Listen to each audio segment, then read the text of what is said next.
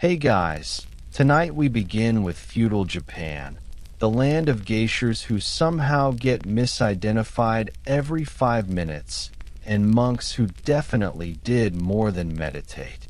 So before you get comfortable, take a moment to like the video and subscribe, but only if you genuinely enjoy what I do here.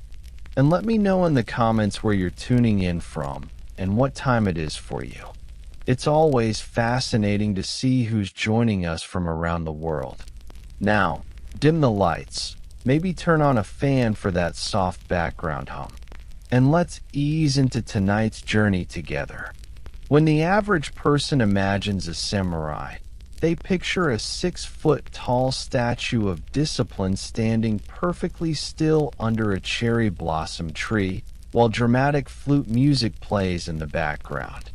The man never blinks, never sweats, never smiles. He simply breathes honor. If you believe the stereotype, he lives on poetry and principles alone. And the only thing he fears is dishonor and maybe a lukewarm bowl of tea. Sadly, history is here to ruin your aesthetic. Samurai were not Zen superheroes. They were armed men with tempers, allergies, debts, grudges, and a love-hate relationship with rice taxes. The famous Bushido Code, the Holy Handbook of Honor, was mostly written after the wars were already over, when samurai had nothing left to do except sit around the house, write moral guidelines, and pretend they'd always behaved that way. Imagine someone writing gym rules after everyone already left.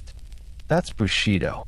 The real medieval samurai was a professional warrior in an era where professional meant did not die immediately. Some were incredibly loyal. Others betrayed their lords faster than you can say better offer. Many switched sides mid-war like free agents during a very violent sports draft. One clan even changed allegiance in the middle of a battle because they felt like it. The daily life of a rice farmer in the Edo period. You might know feudal Japan through the shining armor of samurai, the whispering mystery of ninjas, or the golden screens depicting elegant court nobles and cherry blossoms drifting softly in the wind. But the truth, the foundation upon which all of that grandeur rested, is different. It is less glamorous, more repetitive, and profoundly quiet. It begins not with swords, but with rice. For almost 300 years, during what historians call the Edo period, 1603 to 1868, the most important person in Japan was not the shogun or the daimyo. It was the rice farmer. Nearly 80% of the population lived in rural villages and worked the land, waking and sleeping to the rhythm of the seasons. Their lives were defined by the weight of obligation, the slow pace of agricultural cycles, and the silent pressure of survival. The feudal structure relied on them completely. Imagine, if you will, standing just before dawn in early spring in a small farming village somewhere in the provinces of Tohoku. The ground is still hard from the winter frost, and the cold air forms clouds with each breath. The village is quiet except for the distant murmur of the river that feeds the fields. You are a farmer, hayakusho, as you would have been called. You own no land. You merely work it, year after year, generation after generation, under the protection and control of a local lord. The year begins with the rice planting season, which determines everything else that follows. Work starts before sunrise, because daylight is precious and the tasks are slow. You and your neighbors gather at the central storehouse, where wooden tools are distributed. Simple hoes, spades, and rakes, worn smooth from generations of hands. Iron tools exist, but cheaply made ones break easily, and better ones are too expensive for common farmers. Seedlings are grown first in carefully prepared nurseries. In this period of waiting, every small detail matters. Water levels, soil consistency, weather predictions. Nothing glamorous, just hours of bending, adjusting, checking, and rechecking.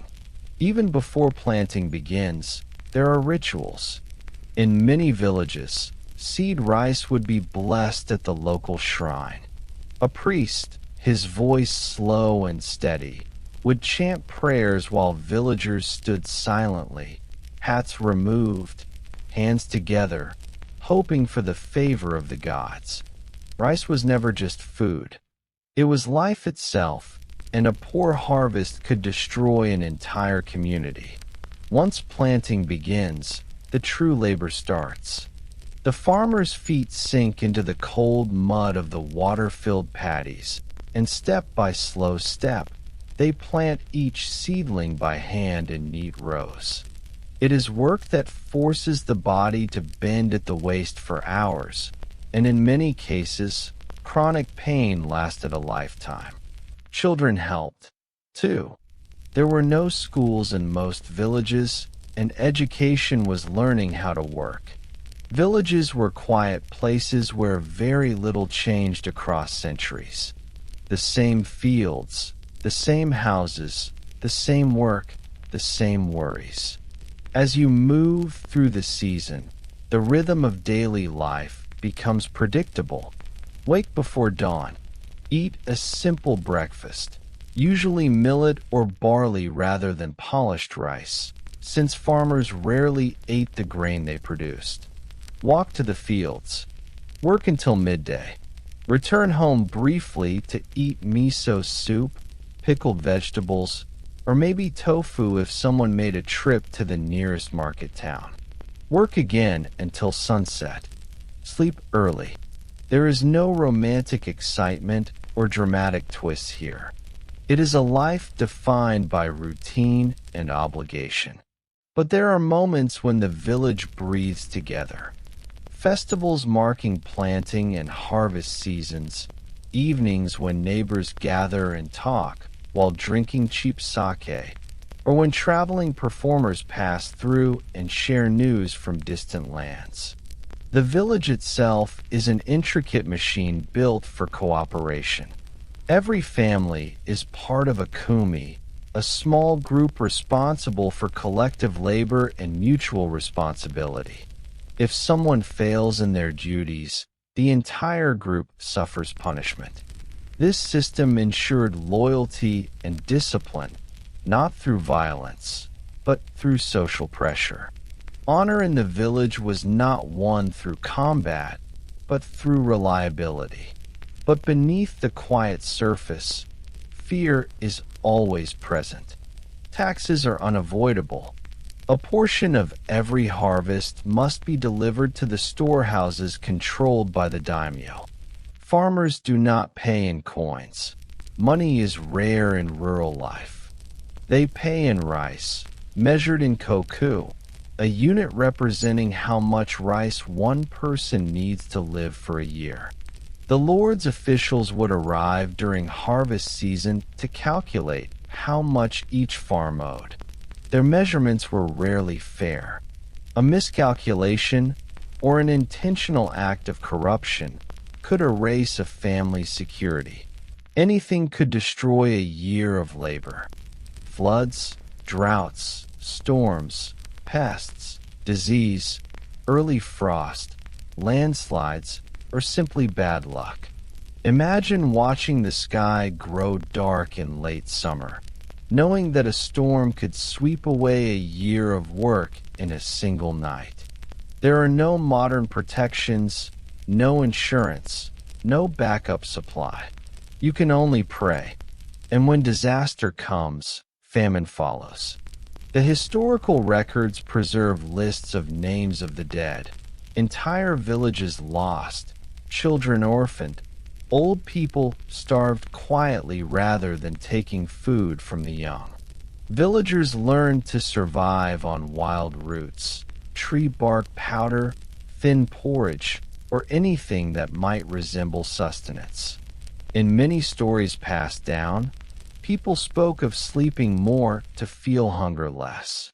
During years of famine, some villagers fled to towns to beg, only to be turned away by guards at the gates.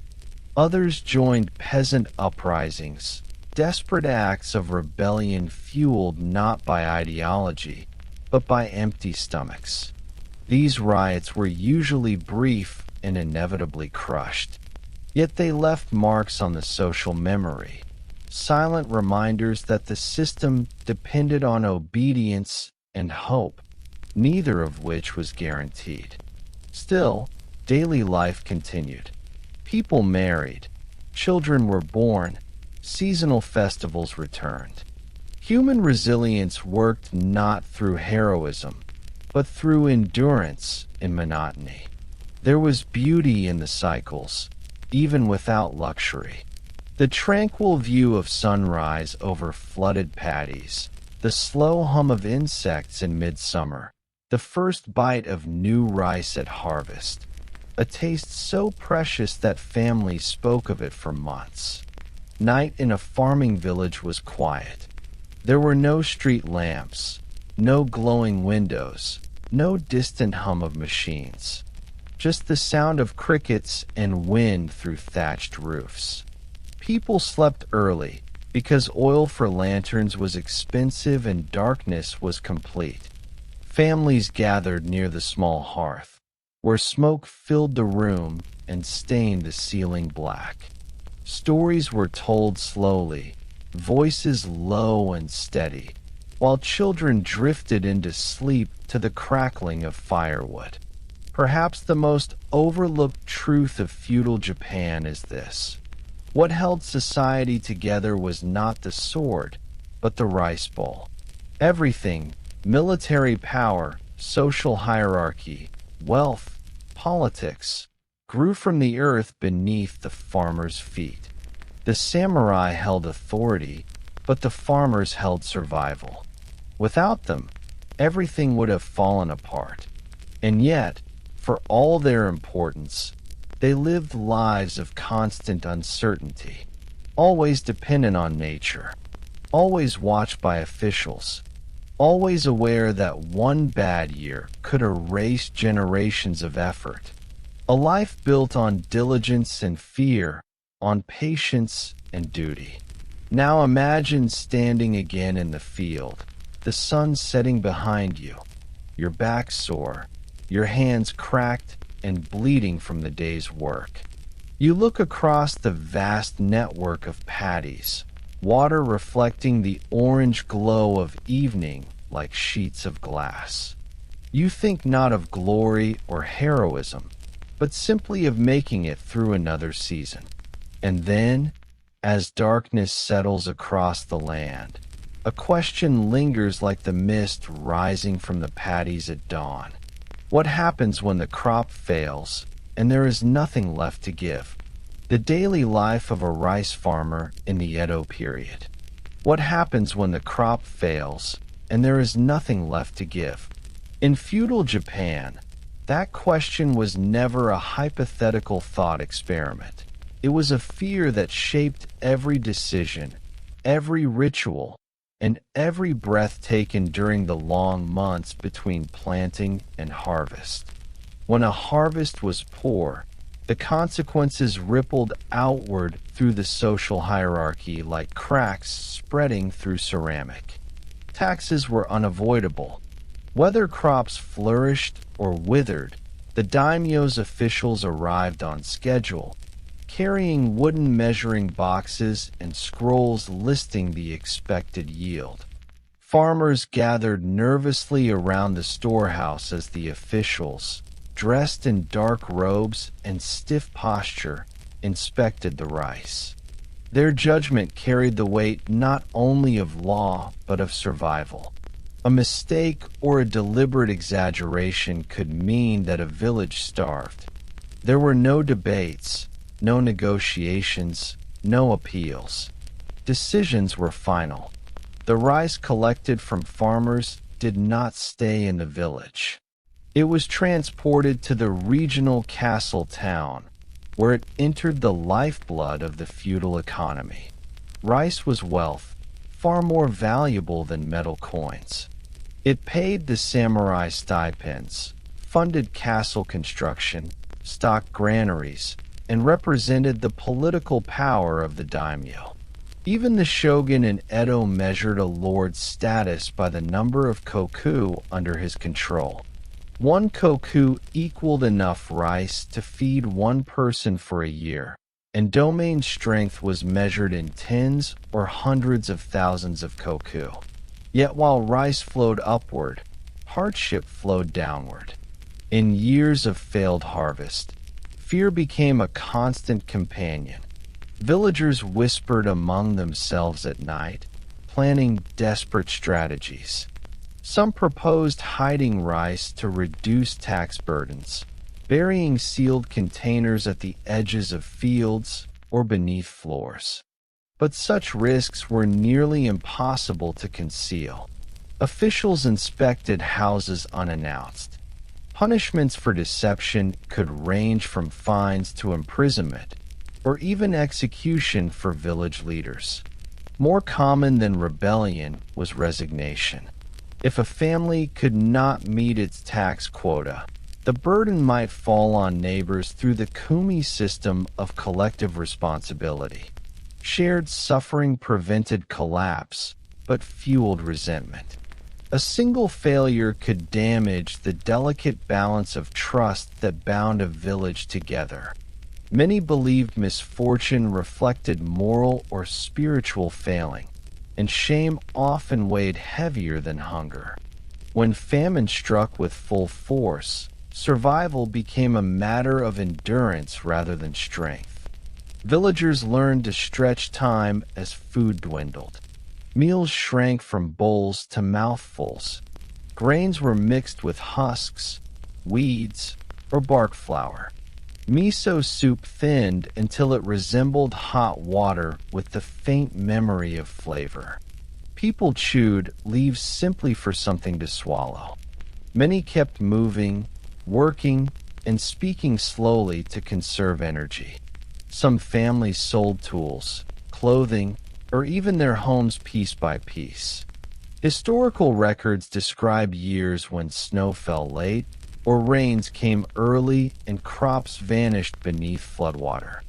The Tenpo famine, 1833 to 1837, devastated the northern regions, and entire communities disappeared. Reports from local officials, preserved in brittle paper archives, list numbers rather than names, statistics replacing people. Yet behind those figures were stories of quiet tragedy. Parents skipping meals so children might eat. Old villagers choosing to die early in order to reduce the burden. Neighbors gathering to burn the belongings of the dead to prevent disease. Even in normal years, hunger was always close. A farmer never forgot the fragility of life. But famine was not the only challenge facing rural Japan. The structure of feudal government imposed strict limitations on daily existence. Movement between villages was heavily controlled. People could not simply leave in search of better opportunities. Travel permits were required even for short journeys, and checkpoints monitored roads connecting the countryside to castle towns. A farmer caught traveling without papers could be arrested or forced to return home under guard. Authorities feared that if peasants moved freely, entire labor systems could collapse. Within the village, occupations were rigidly fixed by birth. A family of farmers remained farmers. There was no climbing of social ladders, no hope of wealth or a different life through personal effort. Ambition was not encouraged, obedience was. Children inherited their parents' place in society just as surely as they inherited tools or land rights. Dreams of escape were rarely spoken aloud, and when they were, they sounded foolish even to the dreamer. Yet despite the constraints, rural communities developed quiet ways of resisting, not through dramatic rebellion, but through subtle adjustments. Some farmers diluted rice with millet to increase volume when storing taxable grain. Others negotiated unofficial agreements with officials in exchange for modest favors or gifts. A few villages practiced slow, quiet work during inspections so that fields appeared less productive. These acts required caution and unity, as betrayal by even one person could destroy the effort. Still, the greatest defense against hardship was mutual reliance. When illness struck, neighbors tended fields. When a family lost livestock, others lent animals. When a storm damaged a roof, villagers rebuilt it together. Cooperation was not an ideal or moral principle. It was a necessity. Survival depended on the willingness to share burdens. Daily life continued in cycles that felt endless yet deeply familiar. After the harvest season came winter, a time of quiet labor. Snow covered the paddies, turning the landscape silent and still. Families stayed indoors, repairing tools, weaving straw sandals, and patching clothing. Women spun thread or prepared fermented foods. Men carved wood, sharpened blades, or mended broken fence posts. Children sat close to the hearth, tracing letters in the ash to practice writing, if someone in the village was literate enough to teach them. Many never learned to read or write, but stories passed orally carried wisdom across generations. Evenings were long, dark, and cold. The thatched houses held smoke poorly, and soot marked the walls and ceilings. Eyes stung from the fumes. Some slept with feet near the hearth to stay warm, laying woven mats over the floor. Oil lamps, flickering weakly, provided just enough light to continue small tasks or listen to soft conversations. Laughter still found its way into these spaces, but always quietly, so as not to disturb the night. Boredom was common. Days blurred together with little variation. Entertainment, when it came, was memorable. A traveling monk might stop by to share teachings and news. A storyteller could arrive with tales from distant places. Performers on the road might sing, play shamisen, or dance for a cup of rice. Such moments were treasured, as if the world outside the village briefly opened. Markets provided another glimpse of the wider world. A few times a year, farmers traveled to town to buy necessities, salt, iron tools, or fabric. The journey could take hours or days depending on distance, and reaching the town gates felt like entering another realm. The streets buzzed with merchants, samurai, craftsmen, and entertainers. Goods from all over Japan, and sometimes China or Korea, were displayed in wooden stalls.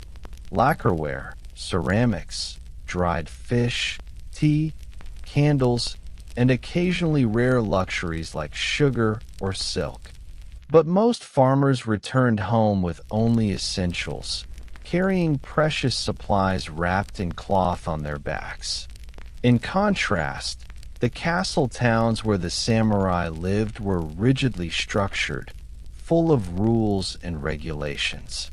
Farmers could not enter certain districts without specific reasons, and the gulf between their lives and those of the warrior class was impossible to ignore.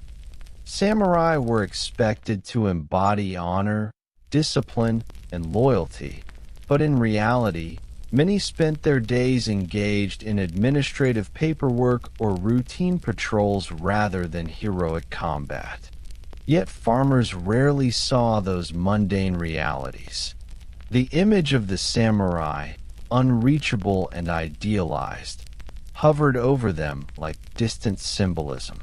This separation reinforced the hierarchy that held society together. Farmers worked because they must, samurai ruled because tradition required it, and the entire system functioned because everyone believed that change was impossible. But beneath the still surface, tensions simmered. Throughout the Edo period, there were hundreds of small uprisings known as Hyakusho-eki, peasant revolts sparked by unbearable taxation or starvation. These events rarely succeeded, but their frequency reveals how fragile stability truly was. Villagers who joined such uprisings risked everything: their homes, their lives, and the safety of their families. Yet desperation drove them forward when patience ran out. In quieter times, authority was maintained not through violence, but through careful management. Village headmen played a crucial role, balancing loyalty to the domain with responsibility to their neighbors. Their position demanded wisdom and negotiation. Some were respected, others were feared. They resolved disputes, mediated requests, and represented the village before officials. Their work was constant and exhausting, full of paperwork, record-keeping, and delicate decisions that affected entire communities. Yet even they were vulnerable. Natural disasters or political changes could strip them of their position overnight. The balance of power in an Edo period village was therefore a delicate structure built upon routine, trust, fear, and endurance. Nothing changed quickly. Lives unfolded slowly, season by season, one planting to the next, one winter to the next, until decades passed in a quiet rhythm. And yet, even in monotony, the world beyond the paddies was shifting.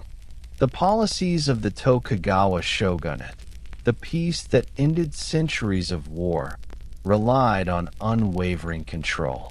Isolation from foreign influence kept Japan stable, but it also froze technological and economic development.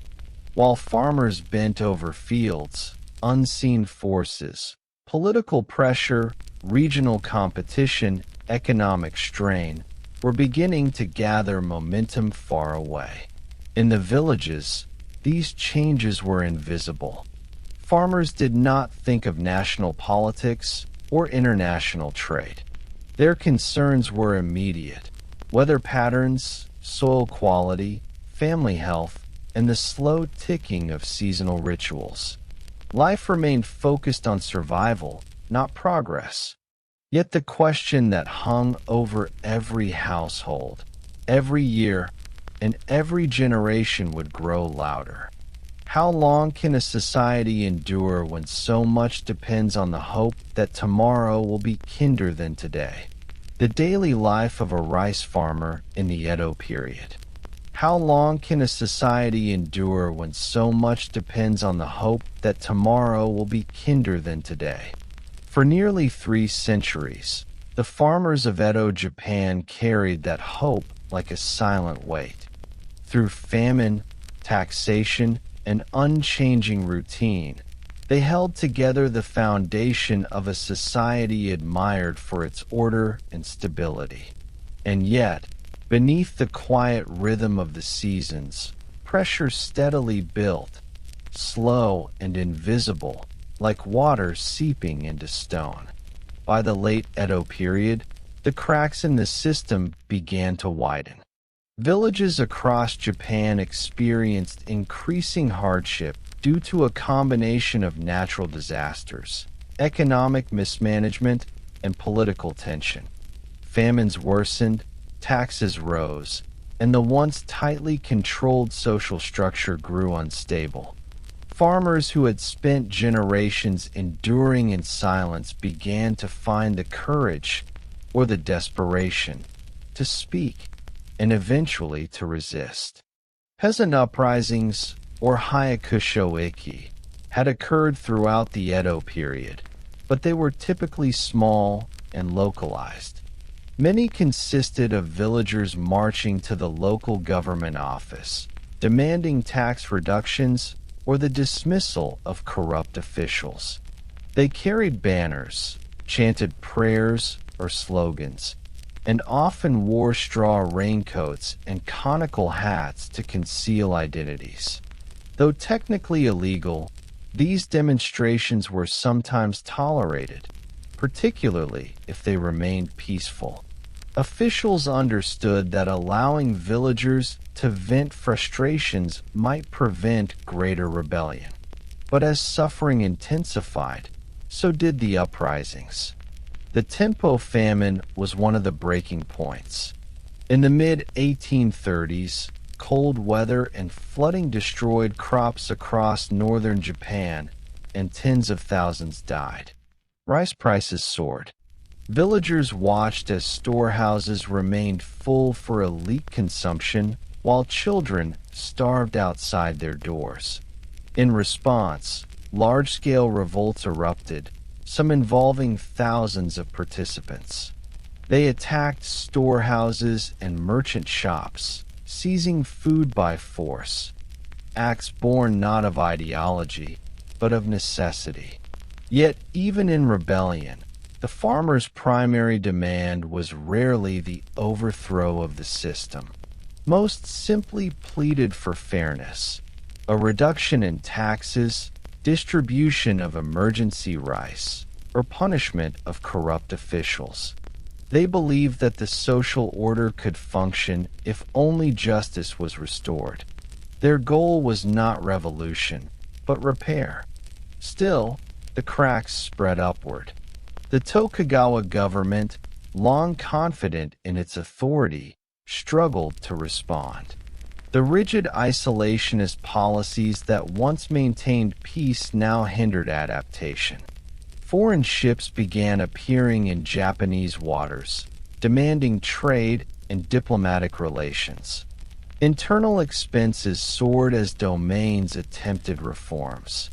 Samurai stipends, paid in rice, lost value as domains plunged into debt. Many samurai found themselves poorer than merchants or artisans. The rigid hierarchy that once felt absolute began to tremble. Meanwhile, life in the villages grew harsher. With each failed harvest, the memory of famine sharpened collective fear. Villagers spoke quietly of relatives lost. Stories of the dead traveled from household to household like warnings carried by the wind. Some families left the countryside illegally, fleeing to cities as unregistered laborers or beggars. Others sold daughters into servitude to earn money for grain. Desperation dissolved obedience. As poverty expanded, the traditional sense of community was strained. The kumi system, once a tool of mutual support, sometimes became a source of conflict as families struggled to accept responsibility for others' failures. Trust weakened. Suspicion grew. Old patterns felt less stable. And yet, at the heart of it, the rhythm of agricultural life continued. The seasons did not pause for human suffering. Spring arrived, demanding planting. Summer required irrigation and weeding. Autumn declared harvest. Winter enforced restoration. Even in the darkest years, the paddies filled with water once more, and the earth accepted the seedlings placed into its muddy surface. There is a strangely humbling truth in this cycle. Survival does not always come from dramatic change.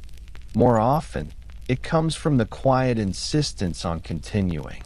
The farmer's strength lay not in rebellion, violence, or grand achievement, but in persistence through repetition, the willingness to rise before dawn, even after grief or hunger, and walk back into the fields.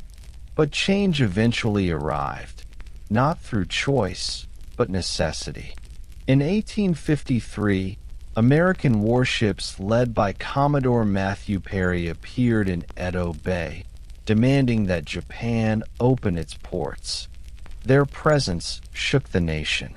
The illusion of isolation shattered overnight. Domains split into factions, those who supported opening Japan to Western trade and those who demanded resistance. Tensions escalated. Violence broke out between political groups. Samurai who once symbolized stability now fought one another, and castle towns trembled with uncertainty. For farmers, the early years of foreign contact brought confusion rather than clarity. Prices fluctuated wildly as imported goods entered the market. Inflation spread. Taxes, already burdensome, increased further to fund political and military expenses. Villagers felt change not through speeches or ideology, but through the weight of their rice bowls growing lighter. As conflict widened, the shogunate weakened, and domains began acting independently. The sense of unity that had defined the Tokugawa era dissolved. By the time the Boshin War erupted in 1868, leading to the Meiji Restoration, the old order had already begun to collapse under its own weight. When the Tokugawa regime fell, farmers did not celebrate with parades or triumph. Many barely understood what was happening. For most, the war passed at a distance, rumors traveling slower than the seasons. Change came not in a moment of transformation, but gradually, almost imperceptibly. New officials appeared. Travel restrictions loosened. Tax systems shifted. The samurai class lost stipends and status. Many were forced to abandon swords and take up new trades. Villagers watched former warriors, once feared and revered, learning to farm or becoming school teachers, policemen, or bureaucrats. The Meiji government promised modernization, equality, and economic progress. But change is rarely kind at first. Land taxes were reorganized into monetary payments, which meant farmers now required cash rather than rice to meet obligations. Many took loans at high interest and fell into debt. Others lost their land entirely. The dream of freedom turned into a struggle to adapt to new systems. Yet in the long view of history, the collapse of the feudal system set the stage for transformation. New agricultural technologies arrived. New education systems allowed literacy to spread beyond the elite. Industrialization created opportunities outside the village. The world opened. But for the farmers who lived through the transition, the experience was far more personal and uncertain. They looked at their paddies, unchanged for centuries, and wondered what would become of the lives built upon them. When the first railways appeared, many villagers traveled miles simply to see the trains pass, their eyes wide with disbelief. When telegraph lines were installed, people whispered that messages moved faster than birds. When bright Western clothing appeared in town, children stared as if watching characters from a dream. Slowly, the world reshaped itself around them. Yet the quiet truth remains: the farmers endured. Their existence was not marked by battles, heroic speeches, or grand victories, but by slow persistence. They shaped Japan not through dramatic rebellion, through survival. The country's future was built on the foundation they sustained through centuries of routine labor. Today, when people imagine feudal Japan, they often picture samurai in gleaming armor, cherry blossoms drifting through castle courtyards, or stealthy ninjas moving through the night. But those images are shadows compared to the reality. The true story of Japan is written in mud and water, in seasons of planting and harvesting, in backs bent under sun and rain, and in quiet nights gathered around smoke-filled hearths. It is a story not of glory, but of endurance. And every grain of rice that fed armies, paid stipends, and funded empires passed first through the hands of farmers whose names history rarely records. Their silent labor shaped the rise and fall of governments, the survival of families, and the identity of a nation. So now, return once more to that imagined village at dusk. The fields glimmer with the final light of day, and a faint mist lifts from the paddies as the air cools. You stand with tired muscles, your hands cracked and rough from years of work, and you look toward the distant silhouette of a castle against the horizon, where decisions are made by people who will never touch the soil you till. The wind carries the scent of wet earth and smoke from nearby houses. The crickets begin their chorus. Children chase fireflies near the path. Life continues, quietly and steadily, just as it has for generations. And you wonder, with a calm curiosity shaped by years of subtle endurance, what becomes of the farmers when the swords fall silent and the old world disappears? The daily life of a rice farmer in the Edo period. What becomes of the farmers when the swords fall silent and the old world disappears? When the Tokugawa shogunate collapsed and the Meiji Restoration began, Japan shifted from a rigid feudal society to a rapidly modernizing nation. But change does not sweep through a country all at once. It arrives slowly, unevenly, like the first hesitant thaw after a long winter. For the rice farmers of rural Japan, the years that followed brought uncertainty, hardship, and opportunity woven together into a future no one could fully anticipate. To understand the transformation, imagine again life in the village. But now, the world beyond the paddies has begun to move. The news of political reform filters into the countryside through travelers, monks, and officials. People gather near shrines or communal wells to discuss rumors in low voices. New laws, new taxes, new expectations.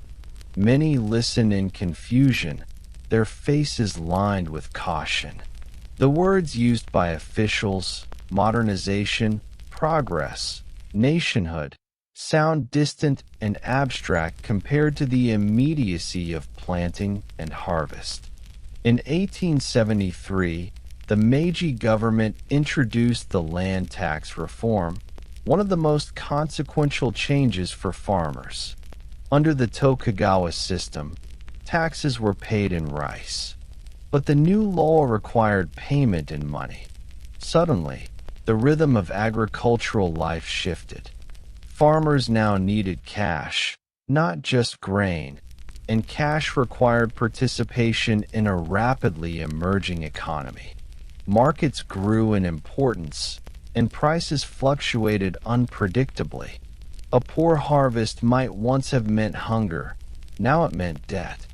Many farmers were unable to adapt quickly enough. To pay taxes, they borrowed from moneylenders, often at high interest rates. Fields that had been cultivated by families for generations were sold to wealthier landowners. A new class of tenant farmers emerged, people who worked the land but no longer owned it. In some regions, families who once held quiet pride in their connection to the soil now found themselves laboring as renters on what was once their own property.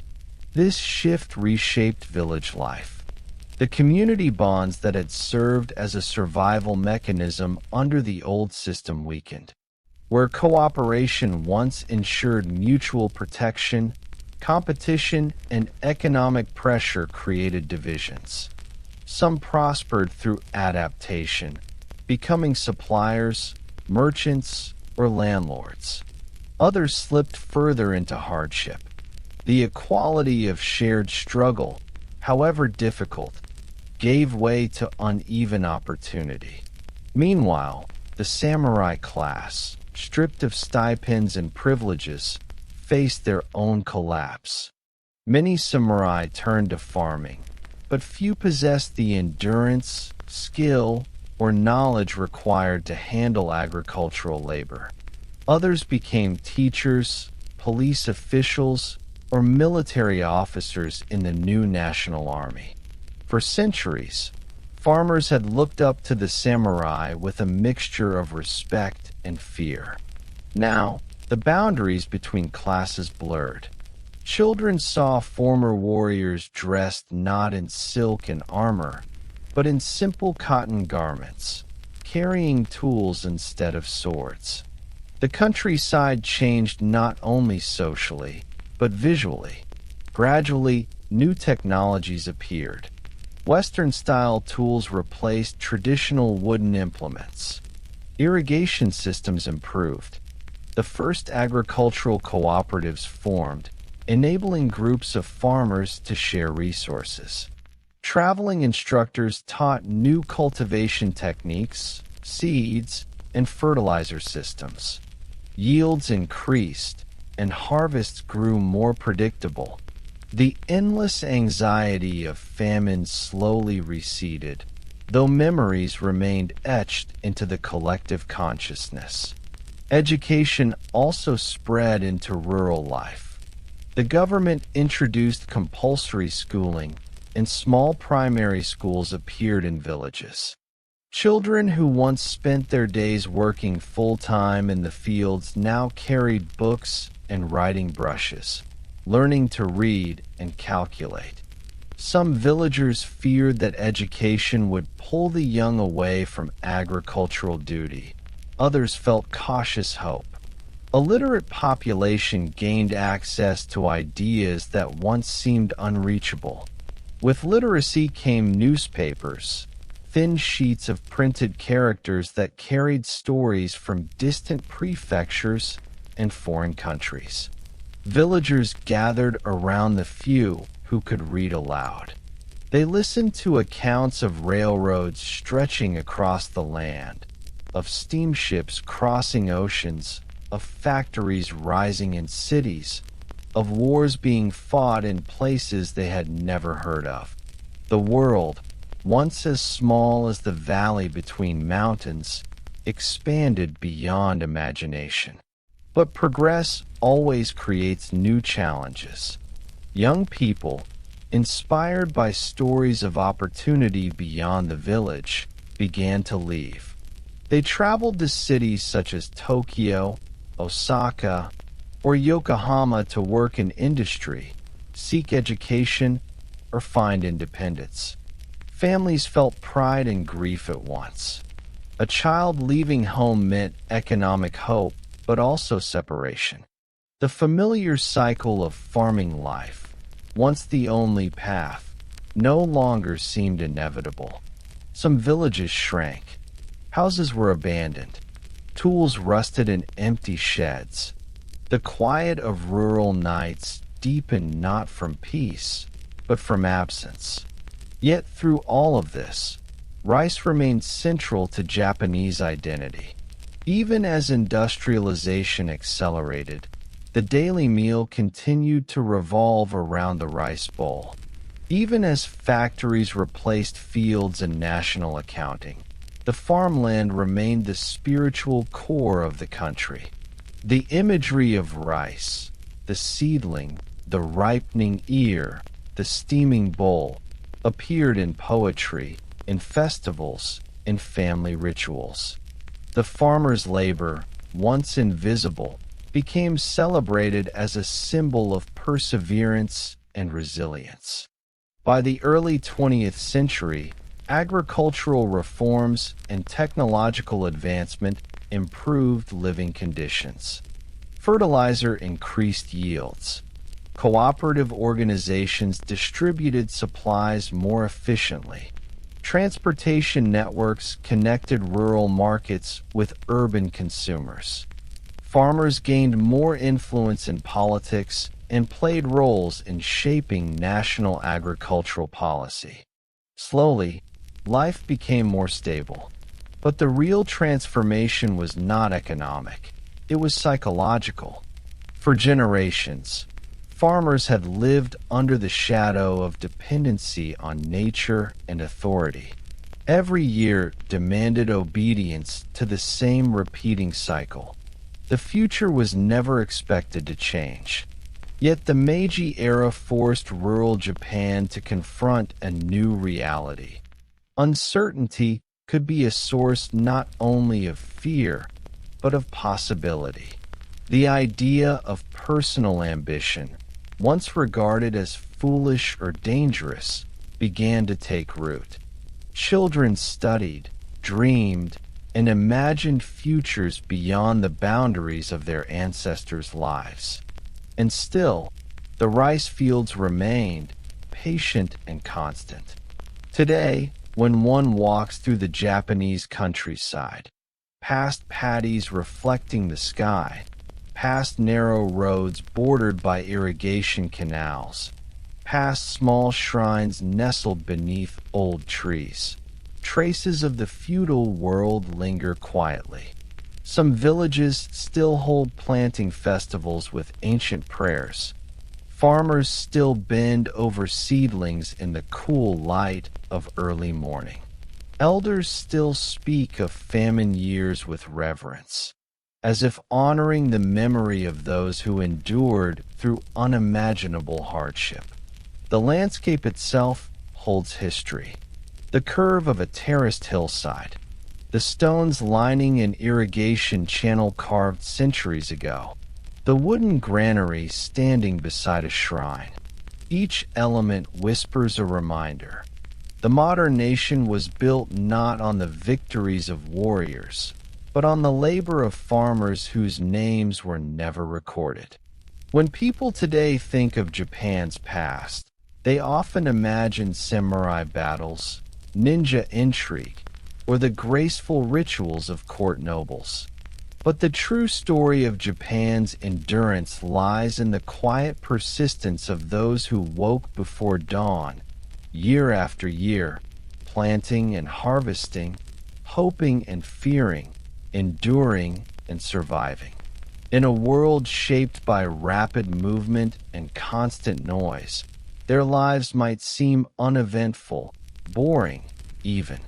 But there is a profound dignity in monotony, a deep strength in routine. Civilization rests not on the extraordinary, but on the ordinary repeated with care. So picture once more the rice farmer standing in the field as the sun begins to rise. The sky shifts gently from purple to gold. The reflection in the water trembles as a breeze passes over the paddies. Birds begin to stir in the distance.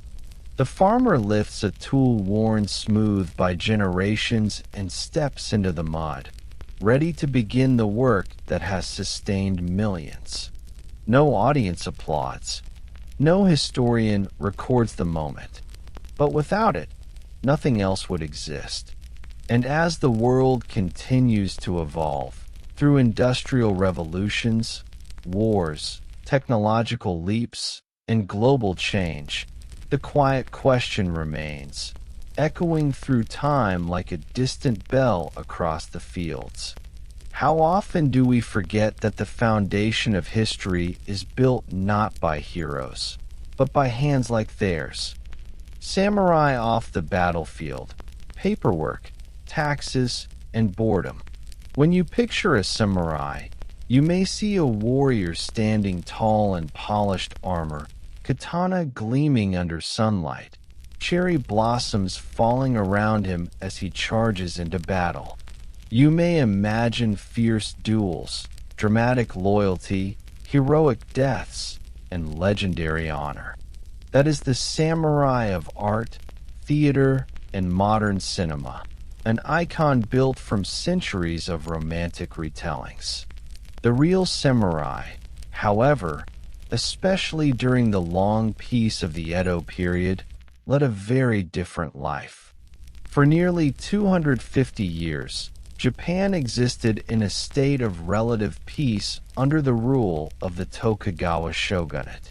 The great battles that defined earlier centuries faded into memory, and the swords that once determined the fate of nations grew still. Yet the samurai class remained. Numbering nearly 2 million at their peak, they served as the administrative backbone of society, tasked not with warfare, but with governance. Their days were filled not with combat, but with paperwork, accounting, patrol duty, and formal attendance at meetings. Imagine a castle town in the early 18th century. The morning sun rises over high stone walls and wooden watchtowers. The streets are orderly, designed in a careful grid to protect the castle and manage movement. Merchants begin opening their shops, pushing aside wooden shutters. Children carry water from wells. Villagers hurry to the markets. And within the castle district, the domain reserved for samurai, men in traditional robes walk purposefully through the gates, bearing wooden document cases under their arms. These men are samurai, but the sword at their side is largely ceremonial. Their true weapon is the brush. The samurai were the bureaucrats of the Tokugawa regime, responsible for maintaining records and enforcing policies that reached every corner of society. They registered births and deaths, calculated crop yields, managed taxation, oversaw village discipline, recorded land measurements, supervised legal disputes, and interpreted the endless regulations issued by the shogunate. They attended long meetings with precise etiquette, kneeling for hours without moving, listening as senior officials debated taxation levels or irrigation plans. The ability to sit still was as important as skill with a sword. Their daily routine began early. A samurai living in the castle town awoke before sunrise, washed his face with cold water from a ceramic basin, and dressed in formal kimono and hakama. The katana and wakizashi, the paired swords symbolizing his status, were placed at his side, but these were seldom drawn. Most samurai spent their lives without ever engaging in actual combat. Many never learned practical fighting techniques beyond basic training. After a simple breakfast, often rice, miso soup, pickles, and sometimes dried fish, the samurai walked to the government office. Architecture varied by domain, but most offices were simple wooden structures with tatama floors and long raised platforms for writing. Rows of desks or low tables lined the room. The air carried the scent of ink and freshly shaved wood. Clerks knelt over stacks of paper, their brushes moving in precise strokes. Paperwork was meticulous, and accuracy was paramount. A single miscalculation in rice tax could disrupt the finances of the entire domain. A mistake in land measurement could spark disputes. A wrongly recorded birth or death could distort census rolls. Every number, every character, every seal had consequences. Documents were signed, stamped, reviewed, and stored in wooden chests. Days passed slowly under the soft scratching of brush on paper. Yet behind the quiet discipline lay constant pressure. Samurai salaries were paid in rice, not money, and they were tightly controlled by the domain. Many received stipends barely large enough to live on, especially those of lower rank. Some samurai found themselves struggling financially, forced to borrow from merchants, an act that challenged the social order, for merchants officially ranked below samurai in status, but far above them in wealth. Pride often prevented samurai from admitting hardship. Some sold heirlooms or took on secret work to support their families. Others married daughters to merchant families to secure income. For young samurai, disappointment was common. Raised on stories of heroic warriors, they studied swordsmanship, ethics, and martial discipline from an early age, only to find that adult responsibilities revolved around ledgers and scrolls. Their training in loyalty and sacrifice now meant silent obedience to administrative routine. The image of the fearless fighter clashed painfully with reality. Still, domain governments maintained formal military structures. Samurai were required to train regularly in martial arts, archery, spear fighting, and sword practice, and to attend public demonstrations showcasing discipline and unity. But these practices were more ceremonial than practical. Swords rusted from lack of use. Armor remained stored in dark storerooms, brought out only for official processions or displays meant to honor tradition rather than prepare for war. Occasionally, conflict did arise. Peasant uprisings, criminal disturbances, or interdomain tension necessitated patrols or mobilization. Yet even these duties were often anticlimactic. Samurai marching through streets in armor rarely encountered real danger. They spent more time standing guard at gates, inspecting travel documents, or escorting officials than engaging in combat. Patrols were long, dull hours filled with quiet footsteps and watchful eyes, interrupted only by minor disputes or drunken altercations. The lack of warfare had an unexpected effect. The samurai class became increasingly scholarly. Many turned to writing, poetry, calligraphy, and education. Schools for samurai boys, Hanko, taught Confucian philosophy, mathematics, history, and literature. Students memorized classical texts, recited moral lessons about loyalty and duty, and practiced brush technique. Military skills remained part of the curriculum, but study of the mind took precedence over mastery of the blade. Confucian values shaped samurai character deeply. The emphasis was on restraint, modesty, and order. Even emotions were regulated. A samurai was expected to speak carefully, move deliberately, and show no sign of weakness. Public behavior followed strict guidelines. Bowing angle, posture during conversation, and even facial expressions reflected social status. Meetings unfolded according to scripted etiquette. Silence was often more powerful than speech. Such rigid discipline created a sense of isolation. Many samurai felt trapped, bound by honor, yet constrained by irrelevance. Their ancestors had lived and died on battlefields, while they lived in offices and died of sickness, boredom, or debt. The mythic notion of the samurai spirit, unbreakable and pure, clashed with the monotony of real life. Some turned to alcohol. Others practiced poetry as escape. A few became philosophers, questioning the meaning of duty in an age without war. Yet the system functioned because samurai believed in their role. They viewed themselves as the guardians of stability. Without their administrative labor, the country might fall into chaos. The peace of the Edo era was not accidental. It was carefully constructed through record-keeping, regulation, and coordination, much of it carried out by men sitting day after day with brushes in hand. Beyond paperwork, samurai also managed ceremonial responsibilities.